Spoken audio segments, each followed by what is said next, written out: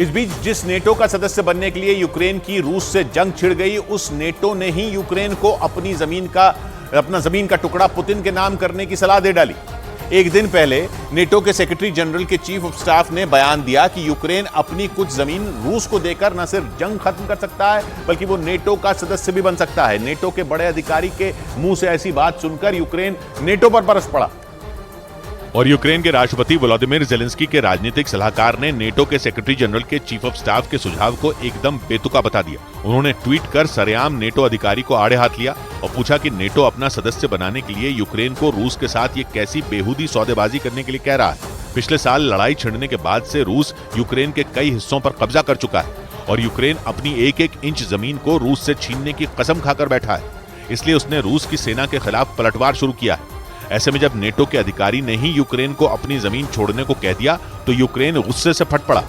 उधर यूक्रेन के मीडिया के मुताबिक उनके सैनिकों ने यूक्रेन के 2 शहरों पर हमले की साजिश को नाकाम कर दिया। आरोप है कि रूस की फौज ने यूक्रेन के ओडेसा और मिकोलाइव को दहलाने के इरादे से वहां रात के वक्त 13 ड्रोन भेजे, लेकिन यूक्रेन ने उन ड्रोन को टारगेट पर हिट करने से पहले ही हवा में तबाह करने का दावा किया। यूक्रेन की वायुसेना के मुताबिक रूस के कृष्णादर शहर से ओडेसा और मिकोलाइव पर ड्रोन लॉन्च किए गए, लेकिन दावा किया गया कि यूक्रेन की सेना इन हमलों को लेकर पहले ही अलर्ट थी। इसलिए यूक्रेन की सीमा में घुसते ही उन ड्रोन की निगरानी की गई और जैसे ही वो ओडेसा और मिकोलाइव की सरहद में दाखिल हुए उन्हें एयर डिफेंस सिस्टम की मदद से मार गिराया गया। पिछले महीने ग्रेन डील से निकलने के बाद रूस लगातार यूक्रेन के ओडेसा में मौजूद अनाज गोदामों को निशाना बना रहा है और दावा किया गया कि इस हमले में भी रूस ने ओडेसा पर 11 ड्रोन छोड़े, लेकिन यूक्रेन ने उसके सभी ड्रोनों को तबाह करने का दावा किया।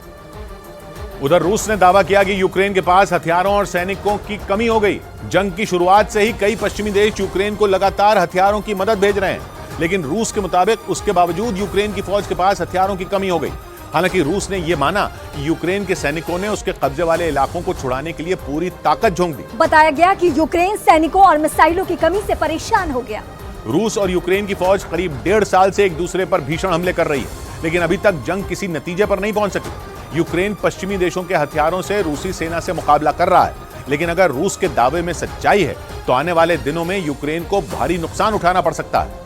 इस बीच अमेरिका ने दावा किया कि उसकी खुफिया एजेंसी ने आतंकी संगठन अल-कायदा से जुड़े एक लड़के को हथियारों के साथ गिरफ्तार कर लिया। आरोप है कि वो लड़का अमेरिका में आतंकी हमले की साजिश रच रहा था, जिसे अमेरिका की खुफिया एजेंसी FBI यानी फेडरल ब्यूरो ऑफ इन्वेस्टिगेशन ने नाकाम कर दिया और उसे फिलाडेल्फिया से गिरफ्तार कर लिया। पकड़े गए लड़के की उम्र 17 साल बताई गई।